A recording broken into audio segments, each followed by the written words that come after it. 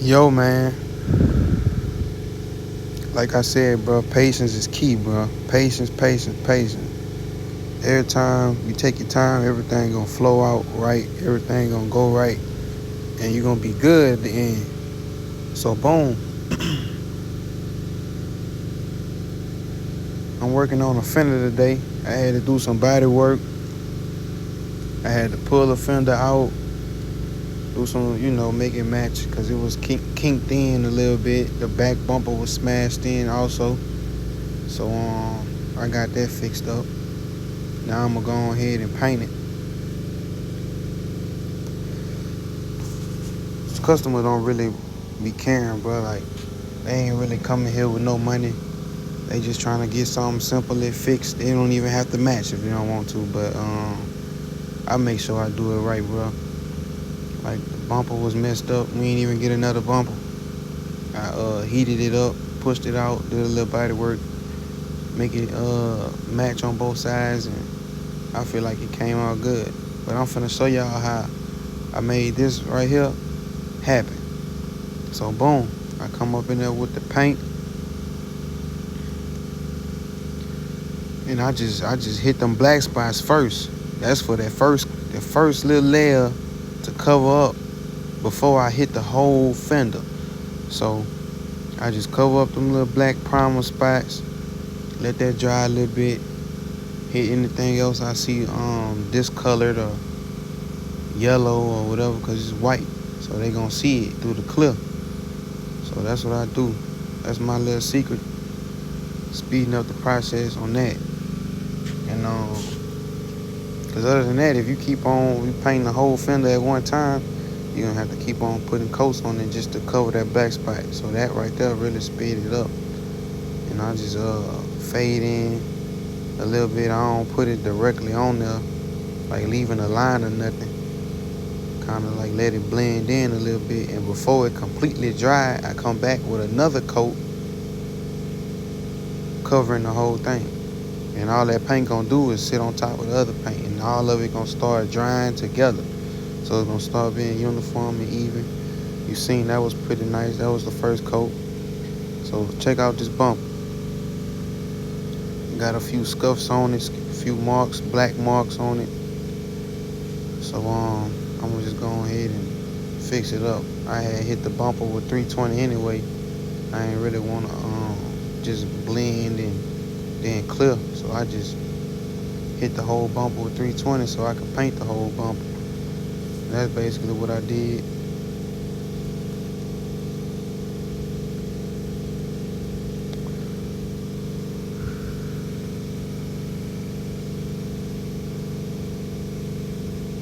And everybody paint different. I'm also using a 3M gun.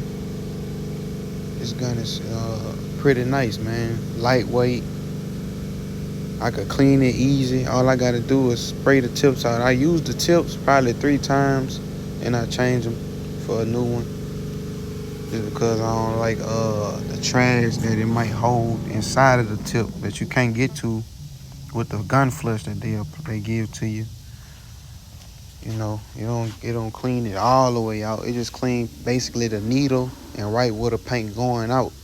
It don't clean like the inside of the actual tip, because they got plastic pieces that, I'm gonna show y'all on another video, but they got plastic pieces. It's like all put together, so it's not like one gun. They got a needle, they got a paint control where the needle go into, then they got the fan that's on top of the needle, the clear piece that's on top of the gun that you can change directions or whatever. That's where the air come out and make it flow. Make your fan wide or big or small, whatever you want. But I feel like out of this gun and the solder or a wider gun I have, I rate this probably a 8.5 out of 10. I rate the solder probably a 9.8 out of 10. So I'm gonna just keep on hitting it with that fade Then I'm gonna carry it on to the rest of the bumper. Since it's a white color, it ain't really much you gotta worry about. All you gotta do is spray. You know what I'm saying? It ain't no candy. It ain't no what I say. It's probably I can compare white to black because black it'll pretty much show you everything. Black it ain't gonna let you hide no body work or no pinholes or anything that you doing. If you're doing something cheap, somebody don't really want. I got a bug up in here. Yeah, like yeah, man. This not no $1,000 job, so I ain't gonna do the most, and that's just a fact. You know what I'm saying? It's just enough to where it looks good. It's gonna last a long time, and that's it. White, you can paint it like in it. You can paint it however you want to paint it. I can go side to side, left or right, stripes, all that. It don't matter. But really, with white, you ain't gonna even see no stripes when you paint it, cause this is white. You ain't gonna see nothing. It's just camouflage, basically. You can have all kind of imperfections in this white, and you're not gonna see anything. That's just a secret. You know, I'm not saying that I'm the one shortcutting. I'm just saying, you gonna get your car painted white, you better look at it real good. You better know what you getting. You better know what it is, because a lot of these body shops, they don't put a lot of effort in it. They just want the money. You being a female, you being young, or you being whatever it is, they can take advantage of that, right? If you a man, they're not gonna really come at you like you don't know what you're talking about, because I mean, this is kind of a men's sport, you know. It's more to it than, you know. So they'll charge a man probably $20 to change the brake, and charge a female $100 to change her brakes. You feel me? It's just all in manipulation with this type of work, and I noticed that. But I try to give all my customers the best experience. They have a problem, anything going on, I'm already ready to fix it. You know what I'm saying? Like, I'm not finna deal with anything crazy. I just want good business, a nice name with 5 stars. You feel me? So yeah, I'm just looking at it, checking on it, trying to fixing something. Seeing, you know, it's a few things.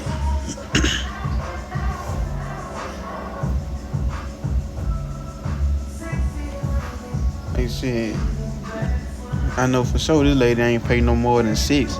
Not even that. You feel me? Not even probably 6. You know, we did body work, paint, all that man hours. You feel me? But this is a part of the game, getting yourself out there. And since she was a lady, I didn't overcharge her. I gave her the same price I would give anybody. You know, that just set me apart. That set me different from other people. So I pretty much got it nice. I'm finna go ahead and hit it, wipe it, then clear it.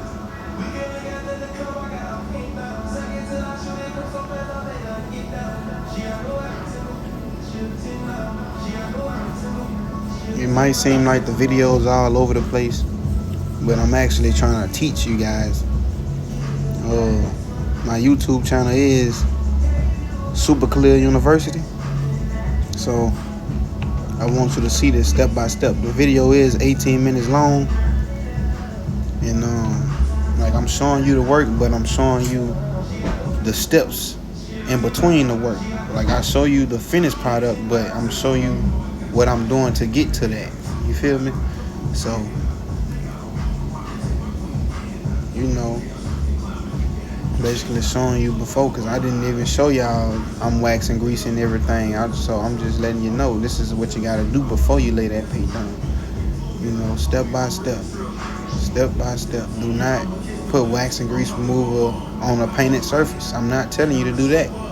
If you can look at the video and see it haven't been painted yet. I'm waxing and grease removing. So that just lets you know your steps to, you know, take when you're doing this type of stuff. So boom, man, I'm finna come on here and show y'all how to clear it.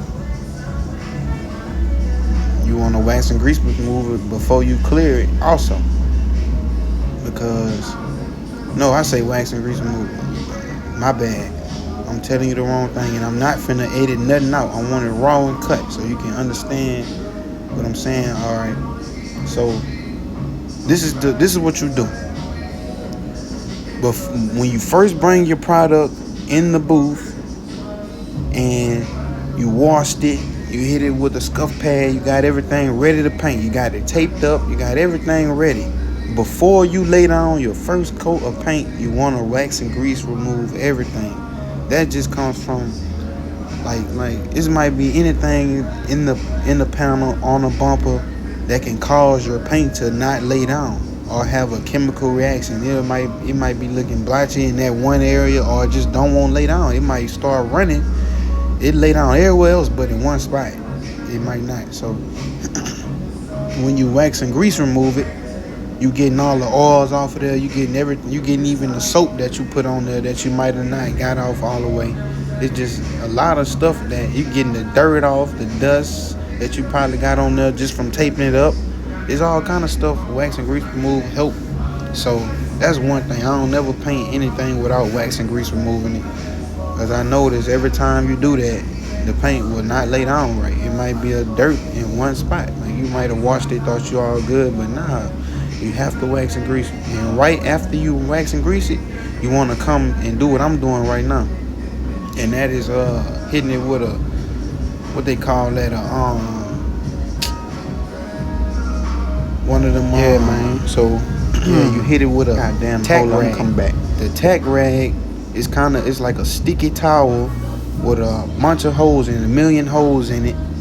And what that does is it knocks off any dust. It picks up any trash, any big speck, or like a little. I'll just give it an example, like a rock. You feel me?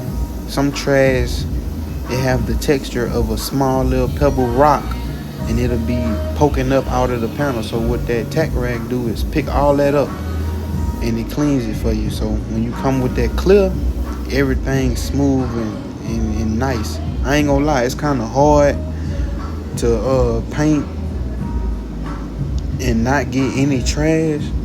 I swear, like, we wash the booth, we wet the booth, we do all kind of stuff. Turn one thing on, don't turn the other fan on.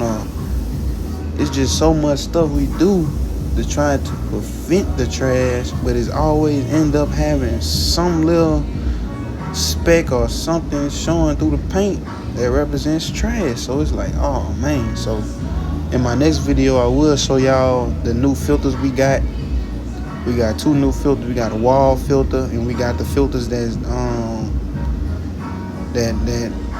works for the paint gun that shoot the air. Like it filters the air coming from the tanks to the paint booth. So we got that filter, and we got the wall filters. And I'm gonna show y'all how that is. And I got a video coming on how I clean the booth. They got filters on the ceiling. We're gonna have to take out of there and pressure wash them real good, let them air dry, and we're gonna end up figuring out where this trash really coming from. Cause we actually do clean it up real good. Like it might look a little dirty, that's just paint and old stuff on the ground. That stuff pretty much can't come up unless we probably painted another color or something. But other than that, it ain't gonna come up. It ain't gonna really do nothing. But wetting the booth pretty good. I got a heater on in here. It's probably like, it was 60 degrees, but now it's probably like 75, 80 degrees. That's gonna help it dry faster, help it not run. Cause we using a slow reducer in the clear. When you picking your clears out, you want to make sure you talk to your people that you're getting the paint from, and they'll let you know, or read the can to let you know like the weather that you could be spraying it. Sometimes the can weather is not as accurate because it's telling you an estimate. It's not really telling you exactly what you need to know. So really you don't want to paint cold weather at all. Cold weather is an enemy to paint. You always want it nice and hot, you know. And you see I'm painting this bumper, I'm clearing everything nice and smooth. I'm close to it. I'm not staying in the same spot at all. I might hit it more than once, but that's just because I want to clear the flow out. It might look dry, so I want to hit it again. And that ensure me from not making runs too. I ain't gonna have no runs because I'm not just sitting in the same spot trying to cover it too soon. This is only the first coat, and I'm just trying to make sure it don't have nothing that can affect the second coat also. A dry spot can make the second coat not look as good in that one spot. So you want everything to be even every time with everything you're doing. Body work, you want it even. Paint, you want it even. Clear, you want it even. Even your tape, you want everything even. So when you peel that tape off, paint don't come with it. You feel me? It's all kind of stuff. You gotta have a whole lot of patience when you're doing this type of work. Working with people that don't have the same ambition or energy as you with this type of work, it kind of slow the process down, but at the same time it make you better. So if you is in that kind of environment, all you gotta do is just keep going. You feel me? You'll see that and know what not to do. You know, I'm not finna sit on my ass. I see all this work done. Work need to be done. All this different stuff. You know what I'm saying? If this body working out right, I'm not gonna let it just go out the door like that. I'm gonna fix it. You feel me? Like, why would I waste all my time just to make it ugly? Like, come on, man. You gotta do this shit right. You know what I'm saying? Even with ordering parts, you wanna make sure if it's a part you need, man, make sure you ordering everything right. Look at the draft that they give you, the little picture of the car with all the parts put together, all that stuff. Look at that shit right. You don't want to be wasting money on stuff, then you can't send it back, because that's most definitely a problem. You know what I'm saying? Like, wasting all this money on stuff, can't send it back. Like, nah, man.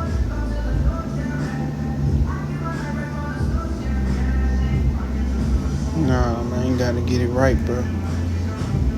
But back to back, we gonna get this stuff going, man. It's a patience thing. You feel me? Basically, you gotta feel your way in. You gotta see what works and what don't. Like, some people don't spray like I am, but the job might come out different. You know what I'm saying? The job might, or it might come the same way. They look at it and be like, oh, shit, I paint different than you and it still look good, just as my paint. Or, you feel me? Or whatever. But yeah, man. So I'm finna show y'all this second little pass, bro. That's a rundown there. I'm trying to show y'all.